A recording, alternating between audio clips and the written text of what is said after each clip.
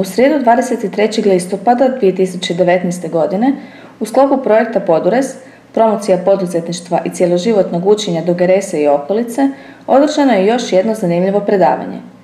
U prostoru Demokratskog rasadnika Pučkog otvorenog učilišta Duge Rese, gospodin Zrinski Pelajić iz savjetničke tvrtke Ilirikum savjetovanje ovoga puta govorio je o važnosti samopouzdanja i navikama sretnih ljudi. Cilj predavanja bio je upoznati sudionike o ulozi i važnosti samopouzdanja u poslu i općenito u životu, te o navikama koje njeguju sretni ljudi. Samopouzdanje je slika koju imamo o sebi, odnosno posljedica vlastitog mišljenja o samome sebi. Gospodin Pelajić naglasio je da istinsko samopouzdanje nastaje iz našeg uvjerenja u unutarnju sposobnost da smo u stanju učiniti sve ono što želimo učiniti. Samopouzdanje i vjera u sebe ključni su za ostvarenje bilo kojeg životnog cilja. Pozdravio bih sve vaše gledatelje, zahvalio vam se na interesu i zahvalio sudionicima današnje radionice, treninga. Temi su bili samopouzdanje i navika sretnih ljudi. S jedne strane govorili smo o važnosti izgradnje samopouzdanja da bismo mogli uspijevati i napredovati u životu, a s druge strane govorili smo o tome koje su to navike sretnih ljudi. Ove teme jednako su važne kako za naš osobni razvoj, tako i na razini tvrtki i organizacija, za organizacijski razvoj, za timski rad i za napredovanje tvrtke. Neobično mi je bilo drago da smo mogli podijeliti ta naša iskustva i pobuditi u sudionicima razmišljanje kako izgrađivati samopouzdanje i kako stjecati navike da se bude svaki dan malo sretnije.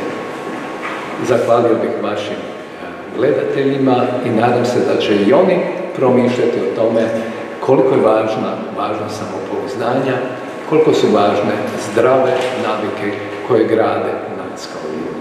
Hvala lijepo. Potrebno je upoznati samoga sebe i izgraditi vlastito samopouzdanje da bismo mogli upoznati i prenijeti vlastita iskustva na druge. Biti sretan znači usvojiti one navike koje osobu čine sretnom. Savjetnik za gospodarstvo u gradu Dugoj Resi i voditelj projekta Podures, gospodin Žarko Zigmund, zahvalio je gospodinu Pelajiću na još jednom izvrsnom i korisnom predavanju, kao i svim sudionicima na dolasku.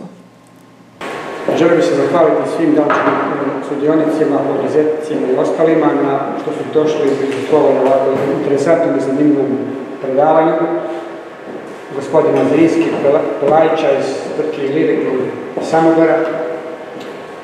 A u okviru ovog projekta koji smo proveli 2016. godine, 15. i 16. Projekt grada koji smo ostvarili u suradnji sa partnerima Institutom za razvoj međunarodne odnose i Udruženjem obrtnika Duga Resa.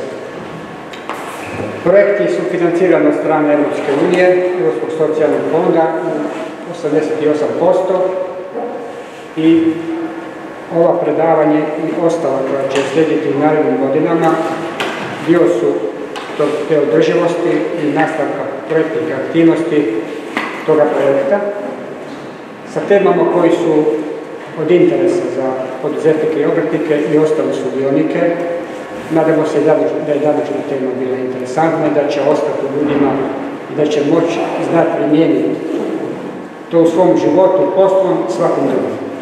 Još jednom zahvaljujem gospodinu Pelajiću na predavanju i svim koji su sudjelovali i ostajemo i dalje otvoreni za dalju suradnju i za nova predavanja koja ćemo napraviti u suradnju sa njima u gradu Duga Resa kako bi ovaj projekt i dalje živio i nastavio sa svojim životom. Hvala. Sretni ljudi su oni koji nastoje imati izazovan posao ili hobi, njegovati bliske odnose s ljudima, aktivno provoditi svoje slobodno vrijeme, postavljati i ostvarivati ciljeve, puno se smijati, hraniti se zdravo, mudro birati prijatelje, biti zahvalni na onome što imaju, Ljubazni su prema drugima, a na probleme gledaju kao na izazove. Uspjeh nije ključ sreće. Sreća je ključ uspjeha.